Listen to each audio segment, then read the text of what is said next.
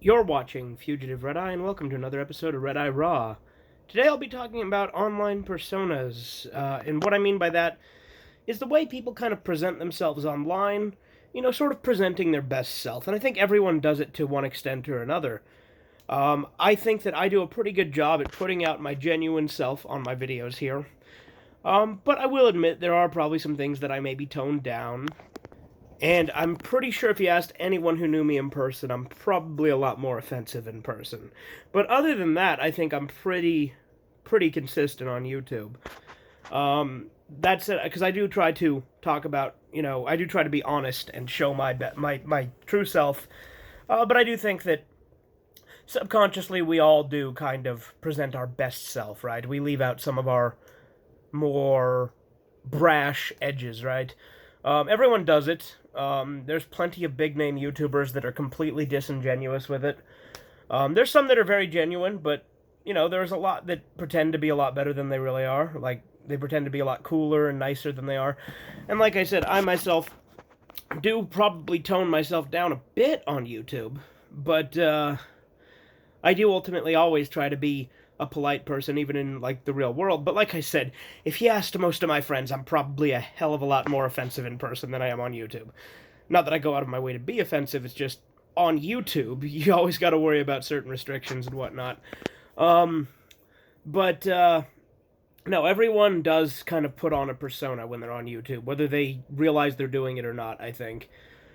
And I always try to be as consistent and real with you guys as I can on here, which is why I started Redeye Raw, and which is why I started talking about some more controversial topics.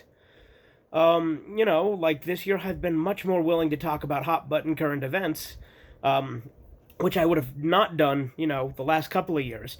It's not fair to say that I would have never done it, because when I started the channel, I was literally talking about my political views, which at the time were completely batshit insane.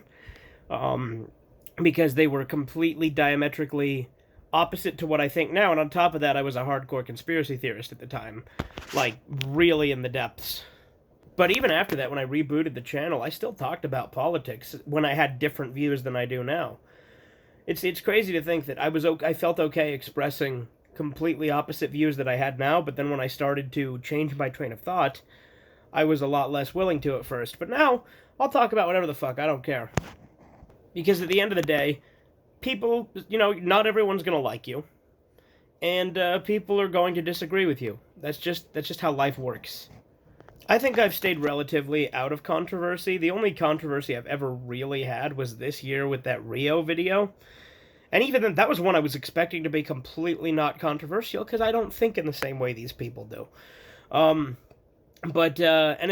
Incidentally, that video's been getting a ton more views lately. So I think it must have got shared on a second place now, because it was shared on, like, TikTok or something a few months back, right, when I first did the video talking about, when I did the part 2, and then when I did the follow-up talking about why I prefer having a smaller audience. But now I think it's been shared somewhere else, because it's been getting a whole new wave of comments.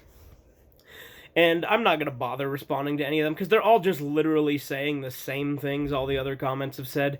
There's either the one saying, "You missed the point of the show," and if you're one of the people saying you missed the point of the show, then you missed the point of the fucking video, because I don't consider Devilman a show. Crybaby is not the entire franchise, okay? It is not the entire franchise, so if you're just basing it on Crybaby and you're one of those new fans, not new fags, new fans, new fags is a different, although there's some overlap there, for sure. But if you're one of those new fans who only has seen Crybaby and then you're educating me on the show, then you missed the fucking point, because I've read pretty much all of the canon Devilman mangas, and I've read a good chunk of the stuff that isn't. So, to try and tell me that I missed the point of the quote-unquote show is just wrong. Then, of course, there's all the comments calling me transphobic for talking about a non-human, not trans, hermaphrodite, and no, not intersex, those are different. Someone also tried to educate me on intersex and tell me that hermaphrodite is a slur.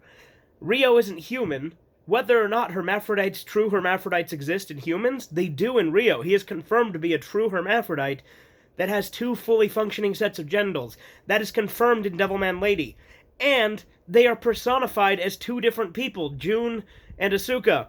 And the two of them are completely separate people. Asuka, the male half, doesn't give a shit about Akira. It's the female half that's attracted to him, which is why I say he's not gay, because his female half is the part that's attracted to Akira. But I digress. There's still people that are going to call me transphobic or say that I missed the point or that I don't understand, because they just have to fucking put themselves on a pedestal and act like I'm a bigot just because I say something that doesn't, gel well with their fucking psyche. And they act like, oh, you're a bigot. It's like, I have no problem with anybody. Anybody can do what the hell they want. But I'm not even talking about that. I'm literally talking about a fictional character that is two people fused together. Because here's the thing. People try to say, this and that. But, like, in Demon Knight, they were two separate people, his male half and his female half. There was Lucifer... And what was it? I can't remember the female half's name. It might have been like Beatrice or something like that. And they fused together to become Rio originally. So, Rio wasn't even born half and half. He wasn't born intersex. He was literally two people that fused together and became Satan.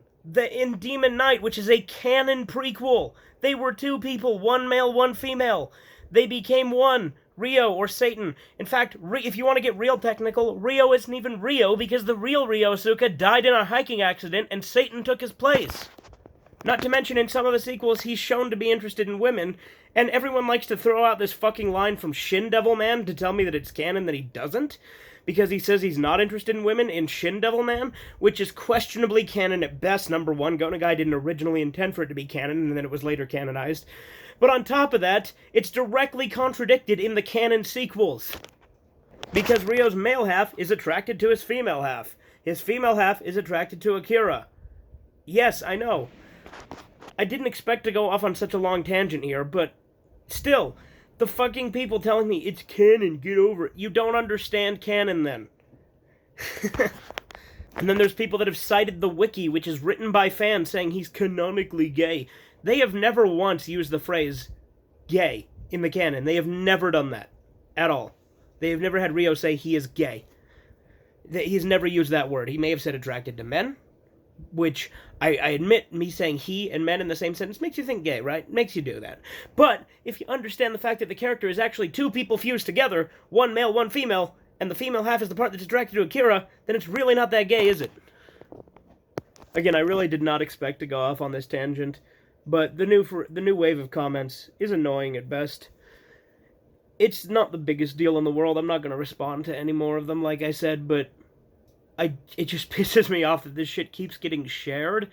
When I made this, like, somewhat tongue-in-cheek video talking about a character that's fictional, isn't human, and is actually two characters fused together, going on the logic of both the prequel and the sequel, both of which are canon. But, it's whatever. But let's get back on track here, right? Other than that, I personally haven't had that many controversies. There have been other members of Team Redeye that have had dramas where someone threatened to dox us. So that was fun. That was a few years back. But ultimately nothing came of it, luckily. That guy was more talk than he was anything else. But there was lots of... there hasn't really been a whole lot of drama on my end here, right? Because I'm not a drama guy. I'm a very opinionated person, but I'm not a malicious person. I have a very live and let live mentality, right? But yeah, like a good example of someone with an online persona, there was that guy Stuff with Scoutfly. He put up a fake persona for years, acting like he was super into what he was talking about and acting like he was super cheery all the time. And then later on, he went through this whole big thing where he completely changed personas, became kind of a dick, but was a lot more honest.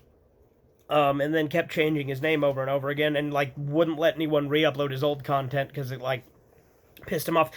Again, that's his prerogative, I suppose, but that was an interesting little arc that he had, right? Now, to be honest, I preferred the honest version of Stuff with Scoutfly, even though he was a fucking asshole.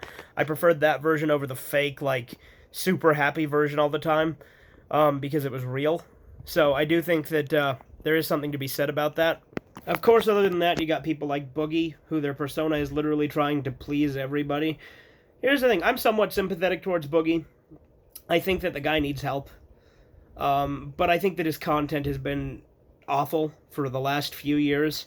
He used to make great content, and then he just went making a bunch of garbage, in my opinion.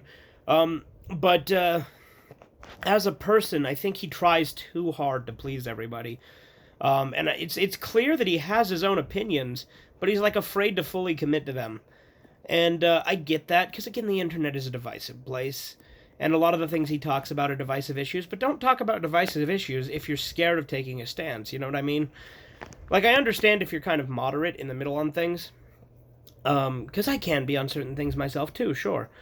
But I make it pretty clear what my stance is on very big issues, you know, that's how I am.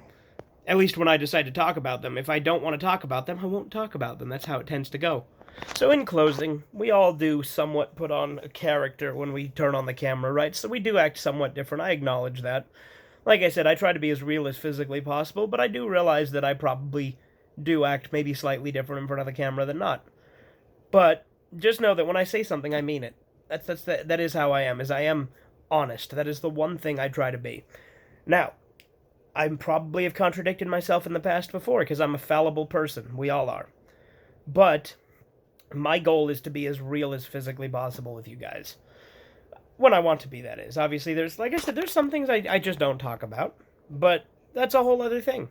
But I don't really think I have much else to say, so toodles.